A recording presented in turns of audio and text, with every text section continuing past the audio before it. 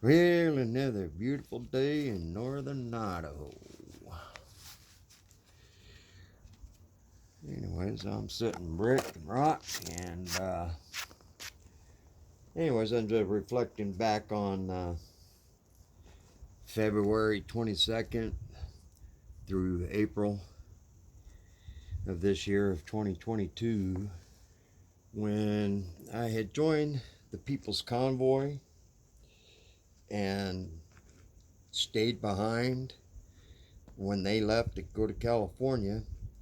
I opted to stay behind to set up a new base camp for when they returned, because we was supposed to be out of Hagerstown Speedway the same day that they left.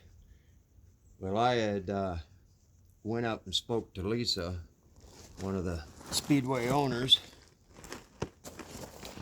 to see if the remaining folks that were there at the camp could stay behind and one, clean up the mess that the People's Convoy had left when they had headed to California. They left a bunch of trash, firewood.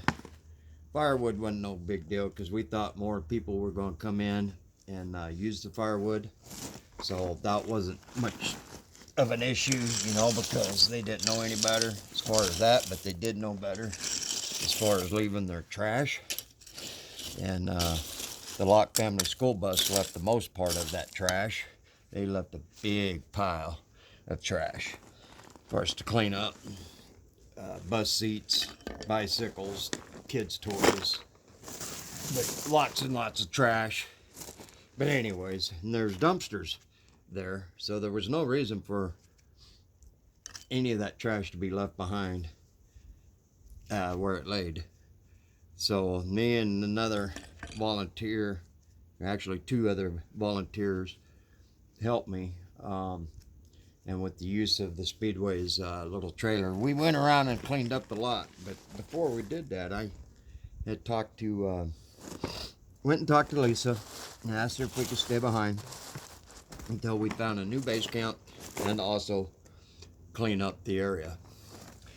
And she had said that she had anticipated such thing, and she had no problem at all of us staying behind. So, which was awesome. Sorry, but I gotta move dirt. Rock.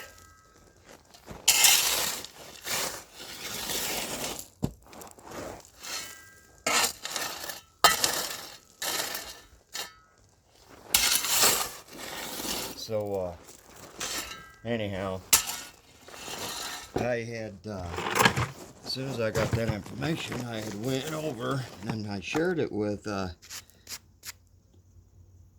John, aka Lightning.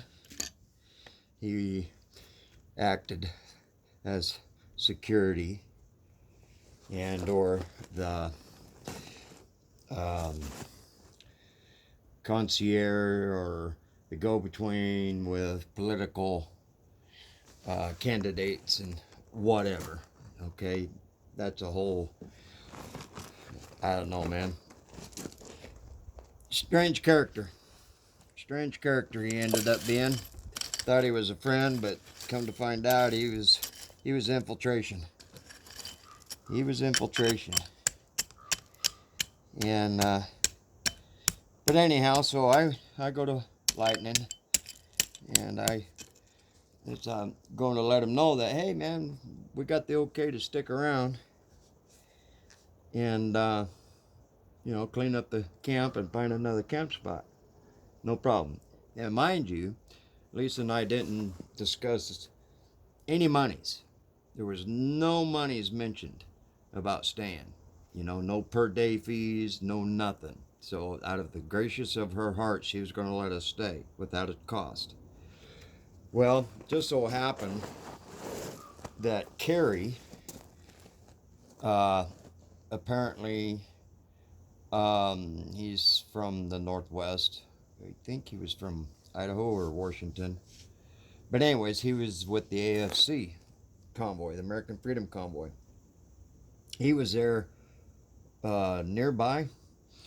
John, as I was talking to him, so John called him over and says, "Hey, this is Kerry with the American Freedom Convoy. He's sponsoring them, and Soup Nazi and all of them. They're all together, and Nicole and Neil Jinks, and anyways, basically did the introduction because I didn't know who they were. I mean, I've seen them around, but I never personally met them until that moment.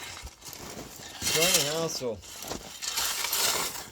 I explained the same thing again, that I got the okay from Lisa for us to stay there, and he wanted to know all the details about the meeting, and I shouldn't have talked to her and everything. And he called Neil over, and Neil basically said the same thing, that it wasn't my position to talk to Lisa, that it was theirs, and that they were going to go over there and deal with her. That's how they put it. Right? I'm like, deal with her? What do you mean? I just okayed it. Everything's good. You know, but no, they insisted that they wanted to go meet with her. So I'm like, well, whatever. You know, got the okay to stay. So anyway, so they went and talked to her. And I wasn't there during that meeting, so I don't know how it went, and nor the details of it. But the point is that sometime later they returned and told everybody, called a meeting and told everybody that it was going to cost them $500 a day, I believe it was, to stay there for the remainders. Now the remainders was about 30 of us or so, 30 vehicles, you know, and then, oh, I don't know, 50, 60 people, maybe more, thereabouts. But anyways, we were there because we was going to hang out and continue our movement there locally, and either continue with that base if we could do it. You know, if Lisa and her family would have agreed to it, we would have just stayed there at the Speedway until the People's Convoy and or the other convoys, because I was in communication with a lot of other people, Florida Convoy and whatnot. I was in communication with a lot of other people about coming back and or joining us if we had a place for them, you know, to rest their heads. So that's what I was working on.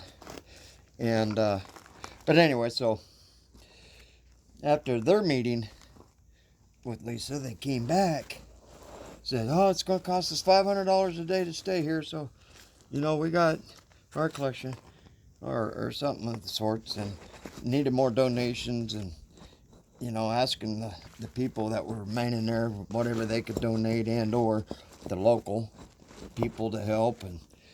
And anyways, I just thought that was strange, because that ain't the way it went when I spoke to her personally. But anyhow, so it's like, whatever, I'll keep searching. I'm gonna find a new base camp. So I had some connections to some other locations, so I was making the calls and stuff. And oh, and just a side note, when the People's Convoy left, they did not hesitate. I mean, not for a moment. I mean, by the time the last vehicle of the People's Convoy left the Speedway, so did the outhouses, the toilets, and the shower. Yeah, everything was gone, man. They took it with them. Well, they didn't take it with them, but they canceled all that. And the owners of them came and got them immediately. They did not hesitate or wait. So there was no restrooms available for those who remained there at that deal. And to me, what was odd was like, wait a minute. The people around the world donated to the People's Convoy, which was all of us, even including those who stayed behind, all right, because we've been there, we supported, we're the support group, and those donations were for us too. So why did they take all the money? Why did they take the bathrooms, the showers, the whole 9 yards of things, and just let this high and dry? And supposedly without money, because according to Kerry and Neil and all them at the AFC, that supposedly the People's Convoy had stolen all their donations as well. And so anyways, it's like, wow, okay, so we're just basically homeless right here at this camp, and we just got to reestablish. To me, no big deal, whatever. I didn't care and stuff, because I did have a connection with the Big Pull Church down the street. She invited us over long, probably weeks and months ahead of time, or in the past, that we could go there and set up at any time. Matter of fact, I was working with her to try to hire some of the Convoy people or the locals or whatever. Anyways, get help to do some remodeling there at the church, and to be paid for doing their work for the labor. And so I was in communication with Linda Show. Anyway, she's the owner of the Big Pull Church there in Big Pull, Maryland, just 15 minutes down the road from the Speedway. And so anyways, so no matter what, I always had a backup plan. And so I stuck around, this, that, and was making my connections. I made some calls to some potential other sites, and the one particular one, I'm trying to think, was that in Virginia or West Virginia? Anyways, it was an RV spot. It was actually the park. It was, what was it called? It was called, was it Holiday Park?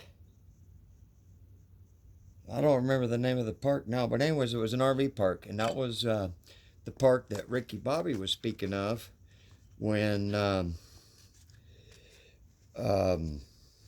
Marcus Summers literally kicked him off the lot. So, why was that about?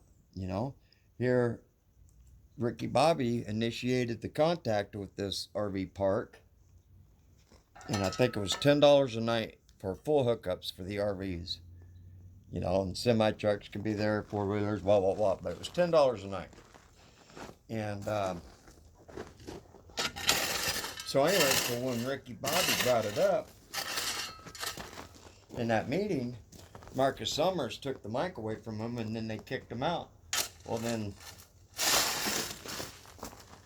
I think it was later that night or the next night. I think it was the next night, if I remember right. Anyways, Ricky Bobby come to address his grievances of wrongfully being excommunicated from the movement. Well, unfortunately, he was infiltrated by a bad actor, and unknowingly, but anyways, he befriended the guy that apparently had a gun, and he showed up there with him, with Ricky Bobby, there at the front gate of the Speedway to address his grievances. And then, anyways, I guess the Maryland police or whoever, anyways, caught the guy with the gun. And anyways, it was an ugly deal. It just kept getting uglier and uglier by the moment. But anyhow, so that happened. I called that park. By that time, the park owner said he wasn't interested in dealing with this because of, one, the People's Convoy didn't return the offer or the call in a timely fashion. Mind you, this was probably probably 2 weeks after the offer, thereabouts.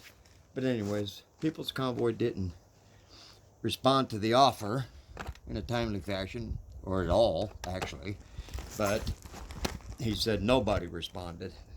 And anyhow, and then between that and then, of course, what he witnessed on the news about Ricky Bobby and the gentleman with the gun. So he wasn't interested in any of us showing up and staying at that park. And so that was a wash. So okay, so anyway, so shortly thereafter, I got another connection through a local or a supporter that's in the area, I think West Virginia. Anyways, there was a fairgrounds, a small fairgrounds that was about an hour away from Speedway, but closer to DC, that they were entertaining the idea of letting us come there, stay there, set up camp there. So I had arranged to go meet with the council members. Well, Lightning, Johnny, wanted to go, and I'm like, well, okay, you know, I could use the witness or what have you, and you know, I thought he was supporting the movement, and he was going to be a benefit, so I agreed that, okay, yeah, you can go, let's go. Well, let's go meet him, because I already set up the meeting and everything. And at the last minute, before we rolled out of the Speedway to go to this meeting over in West Virginia Fairgrounds, he invites Kerry. Yeah, the same Kerry with the American Freedom Convoy. Apparently, he was the only one that was on location or at the Speedway at the time. Nicole wasn't there. I guess she was out traveling the country, trying to get donations or promote her movement or her organization or whatever it was. And mind you, Nicole's vehicle's that SUV, the white SUV that has the Soup Nazi and the firearms, an AR picture on the side of it, and this and that, and I think Soup Nazi on the back window is what the advertisement that they give as they're driving around in front of everybody. But anyhow, so Kerry was, I guess, the only representative for them at the time, and John, Lightning, invites him to go along with us. So normally I always drive my own vehicle and just meet everybody wherever we're going to meet, but that particular day at the last minute I decided to go ahead and ride with them. We just carpool over there. So as we're carpooling over there to Virginia to meet with these council members at the fairgrounds, I'm in the back seat. Kerry's over in the passenger seat. Lightning's driving his, escort car, pickup. And we're talking and, trying to make a game plan or whatever.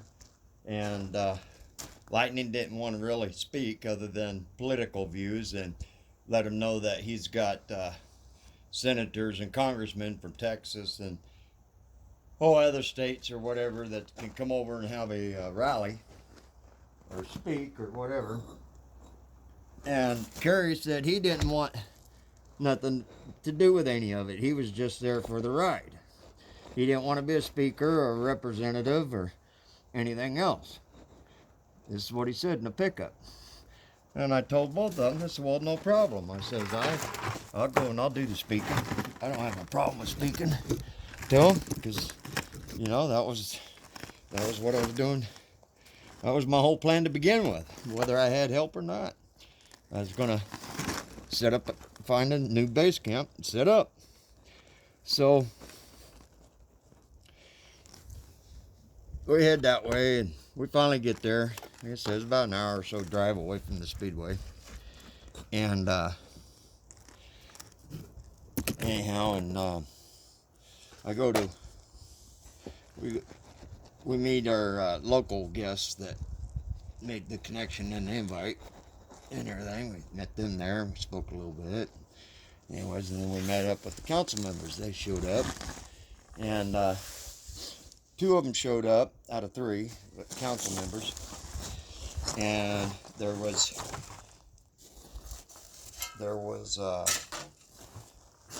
Johnny Lightning, Carrie, myself, and the 2 young ladies local there. I forgot their names now, doggone. But anyhow, and then 3 council members eventually showed up. But anyways, the first council member showed up. I introduced myself, and we walked into the building, into the meeting room to, you know, just get set up, get prepared for the meeting. And anyways, and then once we was all set up, we was waiting on the other 5 to come in the room. And in the meantime, I just handed her my mission statement that I had on my phone. Anyways, and what I and everybody I was representing was about and what we're trying to accomplish. And anyway, she read it and she liked it because there was no political view to it.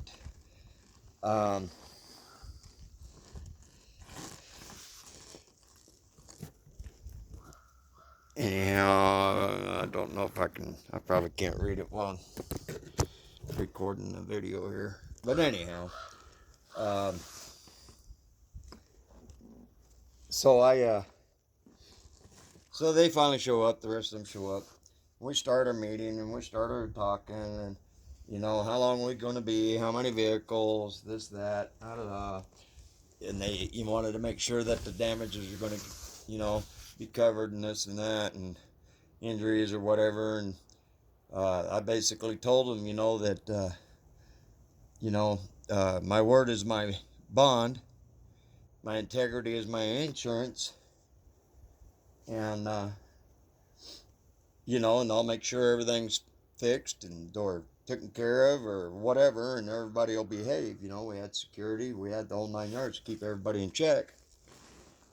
But anyway, so as soon as the word finances or monies come about, all of a sudden Kerry pops off. Now mind you, this is a guy that says he didn't want to have nothing to say. He was going to stay quiet, going to stay out of it. But as soon as the finances come up, as far as like what kind of rent possibly that we can give to the fairgrounds and or what the insurance possibly cost or whatever. Anyways, immediately as soon as the subject of finances popped up, Kerry popped off, which surprised me. But he popped off and started saying that anything that's got to do with money and finances is to go through him. Again, surprised me. So it was like, now I had a choice. Do I cut off her face despite that nose that just butted in and in the meeting right then and there? Or do I just let it play out? You know, so I chose the latter. I let it play out. And anyhow, so again, Kerry spoke of he's in charge of the finances, him and his group, all right, meaning Neil and Nicole and himself, and I think also a gentleman named Harry, if I remember right. He ended up somehow coming into the picture later, but anyways,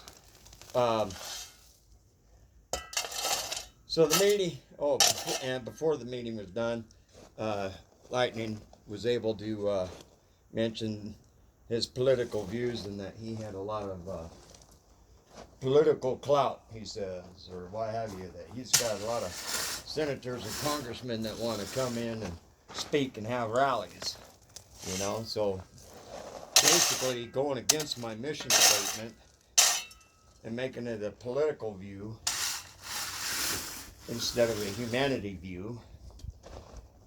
But anyway, so they said their piece, and I already felt that that went against the first member that I was speaking to. But who am I to say? It's up to them to make the decision. And so we stepped out of the meeting, and before we parted ways, we stood out front of the building, not too far, 10 yards, whatever.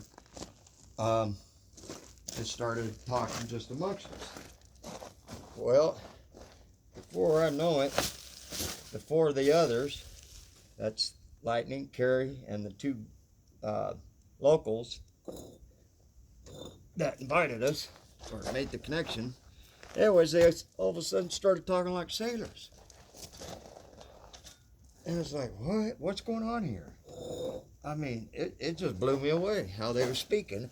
And while we were still on property, more than likely in the earshot of our potential hosts, And, man, it just got sick to my stomach. It was bad feeling, this, that. But, anyways, so we left. And I never heard another word about that afterwards. Carrie, Neil, nobody said yay or nay directly about what the answer was on that deal, and nobody contacted me. And I did not have direct contact myself with those council members, because that was all done through the liaisons of the locals, and they never did give me the direct contact information to those council members. I suppose I could have drove back that hour or so back to the fairgrounds on another day and sat there and waited for somebody to show up and ask for a personal response. Suppose I could have, maybe even should have done that, just to see what the story was. But anyways, I didn't, because I was trusting and counting on Kerry and his group, Johnny, Lightning, to do the part they said they was going to do. And anyhow, so from the next days on, Neil and Carrie and them, and still Nicole's gone out, so she's not in the picture yet. But anyways, Carrie and Neil kept saying, all right, we're going to have meetings. Every morning we'll have camp meetings. And mind you, we did have 2 semi-trailers left of supplies, edibles, there on location. We did have a soup kitchen tent set up. So we was all eating okay. We was actually eating good. I did volunteer my time, a lot of my time, on building steps for them, stacking firewood, fixing tarps, picking up trash, you name it. I did everything I could to participate and help the family, while many of them sat on their butts and did nothing. But anyways, I just kept doing my thing. And anyhow, so every time we'd have a meeting, they'd come out and say, oh yeah, we got potential of a new spot. Potential of a new spot. We're going to go have a meeting today. We're going to go do this. We're going to go do that. And so they'd leave. Now, whether they had meetings or not, I have no idea. All I know is they left location and wasn't doing any work there. But,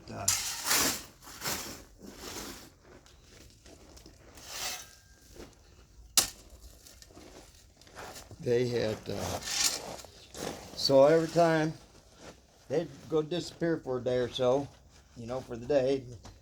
They might call a meeting in the evening, but usually it was the next morning, and it was never on time. It was always either early or late. But anyhow, they'd spend most of the time just squawking, bashing people, or debating, or something. Not much productivity going on. But anyhow, and then they'd always say, oh, no, that was a no-go. that camp was a no-go. Never really give any detail until one day, the last day, the day, oh, and I gotta share something as funny as him, is that first day that Carrie and Neil and them had to pay that $500 to Lisa for staying there. She took that money and she immediately went to, I don't know, Walmart or wherever, but she bought a bunch of bicycles for the kids in the camp and gave it to them free. It was so awesome. Yep, she took that money and went and bought kids bicycles and gave it to them. Bless her heart. That was funny. Yeah. First week could have stayed free, but then because Carrie and Neil said or did something to piss her off, she charged them, and then she took that money and gave it to the kids. That was awesome. It was awesome. And she did a lot to help the local homeless people there too and stuff. You know, probably even shelters and whatever. But, you know, I don't know her personal business. But ended up, come to find out, she was a real good woman. You know, at first I didn't think so. She had always ran around with a grudge, big old chip on her shoulder, it seemed like, and everything. But come to find out, it was just because the way the People's Convoy abused her and her family in the whole situation. And yeah, she was very upset about it and stuff. So rightfully so. But anyhow, so, you know, I was given 1 week to be out of the Speedway. 1 week after the People's Convoy had rolled out. And so here come that last day. Well, actually the night before the last day, Carrie and Neil, American Freedom Convoy, sits there and says, "Hey, we got a new location to go to tomorrow, so everybody pack up and let's move to this new location." And I think it was in West Virginia, some guy's private property, I guess it was, or a campground, or I don't even remember what it was. I don't think it was a campground. No, it wasn't a campground. I think it was his private property, or the Speedway. Maybe that's what it was. Maybe it was a Speedway over there, an old drag strip or something. Anyhow, somewhere supposedly they had a camp set up, lined out, right? Well then, so we're all going to bed.